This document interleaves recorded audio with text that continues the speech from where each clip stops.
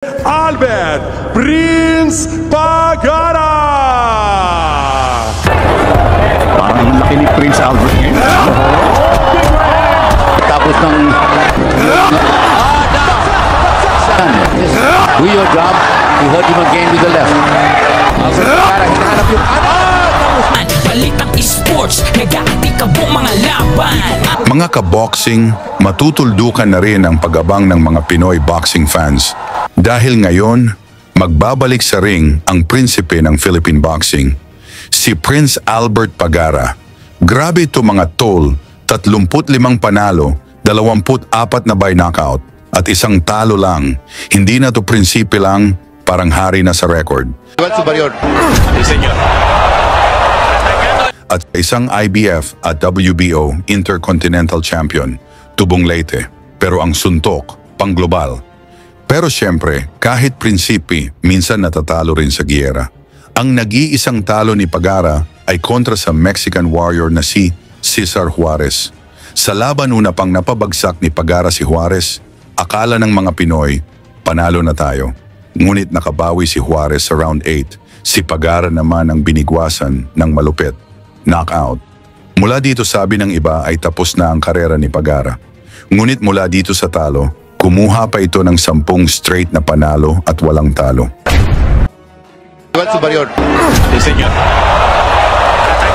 At ngayong Mayo 23, 2025, muling babalik ang ating prinsipe sa aksyon at hindi basta laban to ha.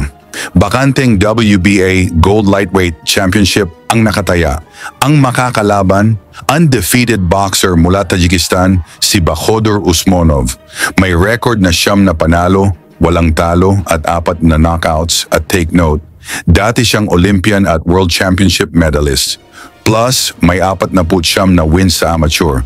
Hindi ito pusong mamon, mga kaibigan. Pero para mas ramdam natin ang lakas ni Pagara, balikan natin ang isa sa mga pinakamainit niyang laban kontra sa hambog na Mexicano, Jesus Partida. Ito yung laban na binantaan pa si Pagara na papatayin daw ng Mexicano sa kanilang paghaharap. Again with the left. Abay face-off pa lang, gigil na si Partida, gusto na agad basagin ang mukha ng ating Pinoy. Sinalubong agad ni Pagara ng mga suntok itong hambog na padala ang Mexico. Unang round. Ano sinabi niya sa pagkabal? Sapol si Partida. Maganda yung kanan niya. Maganda yung kaliwa niya. Sapol si Partida. Yung down. Si Hugo Partida. Mula sa solidong patama ni Pagara, bagsak agad si Partida. Ngunit nakatayo pa ito at nagpakita ng tapang. Si Hugo Partida. Si Hugo Partida. sinabi niya pagkatapos ng weigh-in, sinabi niya, bukas, patayin kita. 2 weeks ago naman, nakausap ko din itong si Albert Pagara. Sabi niya, may knockout to. Dito pa lang sa opening round, may knockdown na. Mula sa matinding kombinasyon ng Pinoy, inawat ng referee ang laban at binilangan si Partida. No. 2, 3, 4, 5, Partida never dreamed he'd come into this kind of fight. So, binilangan siya ni referee Bruce Montaves. So, that's a second knockdown. And looks like another one was Prince Albert. Ano delikado yan. Just do your job. He hurt him again with the left. Albert Pagara, hinahanap yung Tapos na. Tapos na.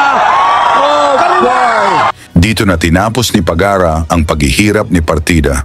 Bulagta ito sa lona at dito na inawang ng referee ang laban. Albert Pagara, hinahanap yung Tapos na. Tapos na. Oh, boy. Panalo si Pagara sa pamamagitan ng technical knockout sa round 1. Kaya ngayon ang tanong, may tsansa pa kayang maging world champion si Prince Pagara? Ilagay niyo ang opinyon niyo sa baba at huwag kalimutang isama ang location niyo para malaman natin kung hanggang saan na umaabot ang suporta natin kay Prince Pagara. Sa laban niya kontra Usmonov ngayong Mayo 23, 2025, lagi niyong sundan, huwag magpapahuli. Pag-usapan ay bakbakan, balita niya at laban. Mga Pinoy na di nagpapagapi, salamat sa mga suporta na lagi nandyan.